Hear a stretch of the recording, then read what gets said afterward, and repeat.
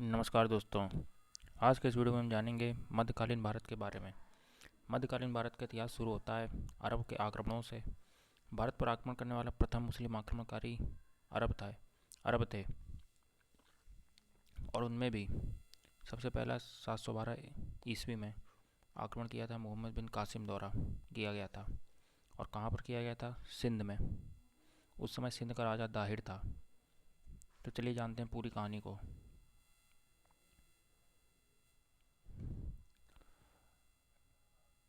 ये था भारत। ये भारत है।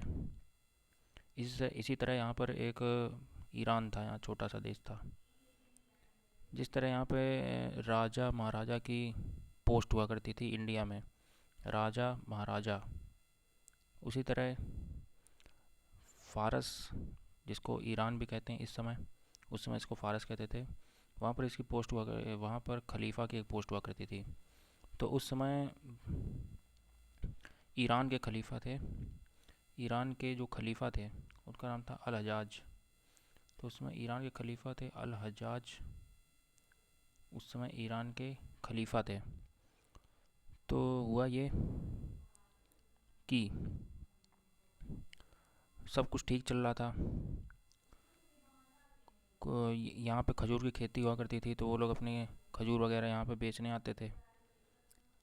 लेकिन और हाँ, इंडिया पे कब्जा करने से पहले, इंडिया पर आक्रमण करने से पहले, मतलब सिंध पर आक्रमण करने से पहले, उन्होंने यहाँ पर श्रीलंका पड़ता है उस समय इसको सीलोन कहा जाता था, श्रीलंका को।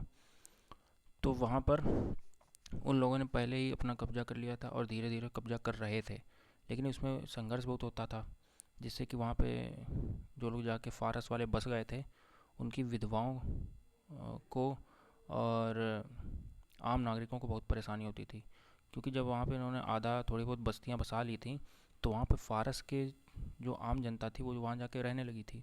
तो इससे उनको बहुत परेशानी होती थी, और उनकी विधवाओं को भी, जो वहाँ पे विधवा वगैरह हो गई थी उनको भी।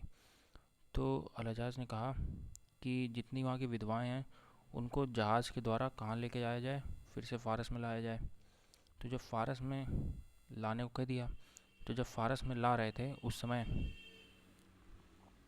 यहाँ पर, इस स्थान पर, तो बीच के रास्ते में ही कुल कुछ लुटेरों ने उनके जहाज़ को लूट लिया और उनकी विधवाओं को बंदी बना लिया।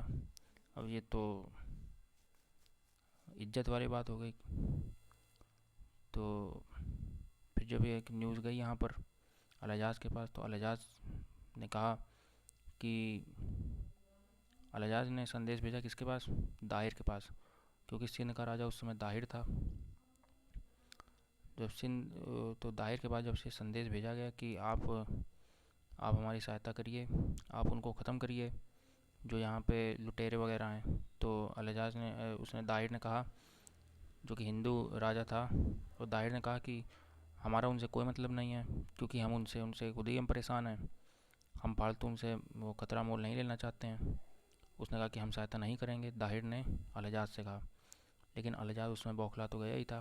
तो उसने अपने एक कमांडर को, जिसका नाम था मोहम्मद बिन कासिम, तो उसको यहाँ पर भेजा, और जो कि बहुत ख़तरनाक आदमी था। उसने सिंध को पूरी तरह से बर्बाद कर दिया और राजा दाहिर इस युद्ध में मारे गए। और ये सिंध कहाँ पे था? सिंध के देवल ठट्टा में ये युद्ध हुआ था। सिंध के देवल ठट्टा में ये युद्ध हुआ था।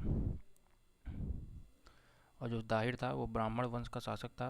उसके पिता का नाम चच था, और उसी से इस आक्रमण का उल्लेख चचनामा में होता है, चचनामा में मिलता है। लेकिन इस चचनामा के लेखक का नाम नहीं पता है। इस युद्ध का उल्लेख चचनामा में होता है, लेकिन इस चचनामा के लेखक का नाम अभी तक अज्ञात है। लेखक का नाम अभी तक ज्ञात नहीं है। लेकिन इस चचनामा का दाऊद पोटा द्वारा इंग्लिश में अनुवाद किया गया है। दाऊद पोटा द्वारा इंग्लिश में अनुवाद किया गया है चचनामा का। और कब्र कुफ़ी द्वारा इसका संकलन किया गया है। तो ये पूरी कहानी थी। कमेंट बताइएगा ये कहानी कैसी लगी। अगर नहीं समझ में आएगी, अगले वीडियो में फिर से बताने का प्रयास करेंगे। तो ये कुछ टर्म्स हैं, इनको जान लेना भी आवश्यक है। जैसे सुल्तान या बादशाह, या बादशाह का मतलब क्या होता है? स्थाई। और प्लस स्वामी। तो बादशाह प्लस शाह मतलब होता है स्थाई स्वामी, तो उसको बादशाह कहते हैं। और उसमें खलीफा कौन था?